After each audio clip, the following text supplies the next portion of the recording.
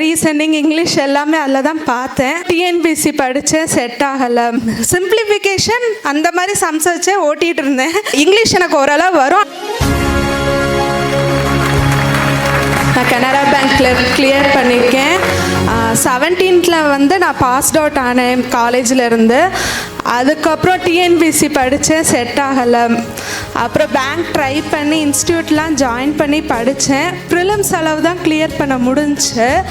அதுக்கப்புறம் corona time வந்தேன்னா அதுவும் விட்டுட்டு அப்போ தான் ஆன்லைனில் பார்க்க ஆரம்பித்தேன். ரீசனிங் இங்கிலீஷ் எல்லாமே அதில் தான் பார்த்தேன். அதுக்கப்புறம் 21லேருந்து அகெயின் ஸ்டார்ட் பண்ணேன்.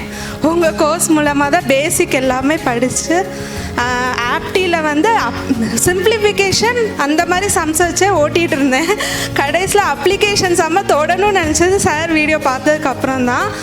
ஷார்ட்கட்ஸ்லாம் நல்லா புரிஞ்சு அதெல்லாம் பண்ணி இதாச்சு. அதே மாதிரி இங்கிலீஷ் எனக்கு ஓரளவு வரும், ஆனால் இந்த கிராமர் பார்ட் மட்டும் கொஞ்சம் குழப்பம். அதுக்கு வந்து உங்கள் வீடியோ தான் மேம் பார்த்தேன், ரொம்ப ஹெல்ப்ஃபுல்லாக இருந்துச்சு மேம்.